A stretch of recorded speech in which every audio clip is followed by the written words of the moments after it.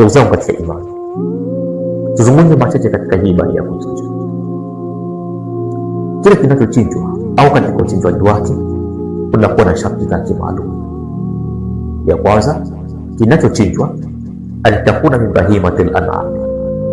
Kinachochinjwa ni kile ambacho ama awe ni mnyama ambaye ni yule mnyama miguu minne anayefugwa, kwa maana imma al-ibl awe ni ngamia, ama al-baqar awe ni ng'ombe, au awe ni mbuzi, au awe ni kondoo.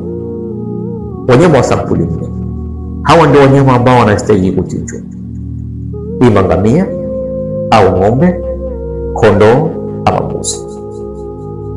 Lakini vile vile hichi kinachokwenda kuchinjwa an tablugha as-sinna al-mu'tabara shar'an, kiwe kimefikia umri maalum ambao sheria unakubaliana nao. Ikiwa ni ngamia, matamma lahu 5 sinin, ngamia awe yule ambaye ametimia miaka 5.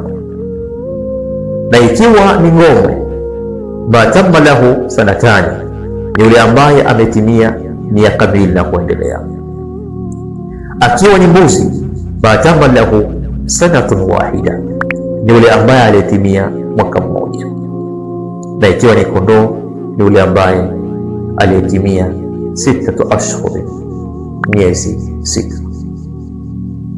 Kwa sharti la kwanza katika masharti ambayo yanayo sharti ya kile kinachokwenda kuchinjwa, ya kwanza tumesema iwe antakuna min bahimatil an'am, awe ni wale wanyama ambao wenye kufugwa, wale waliokuwa na miguu minne, kwa maana ya ngamia, kwa maana ya ng'ombe, mbuzi na kondoo.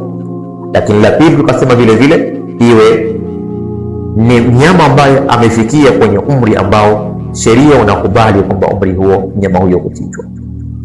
Jambo la tatu au sharti la tatu, an takuna salima min al-uyubi al-mania, awe amesalimika na aibu ambazo ni zile aibu zenye kudhihiri.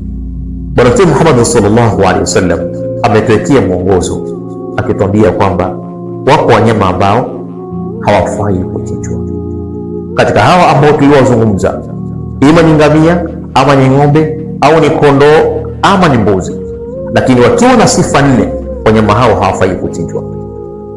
Sifa ya kwanza, yule ambaye ana jicho bovu ama kipofu, huyu hafai kuchinjwa. Lakini vile vile yule ambaye ana ugonjwa uliokuwa wazi. Sifa ya tatu, ambaye ni kilema, ambaye kilema chake ni cha wazi. Na sifa ya 4, yule ambaye kamba amekondelea mbali, asiyokuwa na mifupa, asiyokuwa na mafuta. Hizi sifa 4, mnyama mwenye sifa hizi hafai kuwa ni kichinjwa ambacho kinampelekea Allah subhanahu wa ta'ala.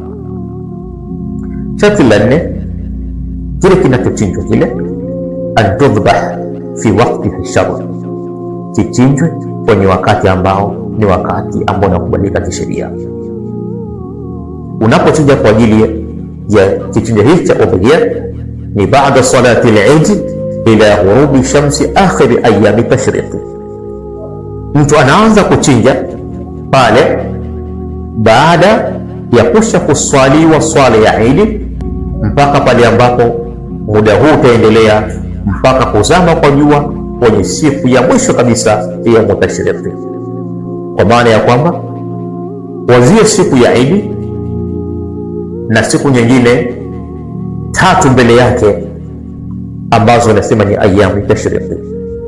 Zote hizi ni siku ambazo mtu ana nafasi ya kuchinja katika vile vichinjo ambavyo alichokiandaa.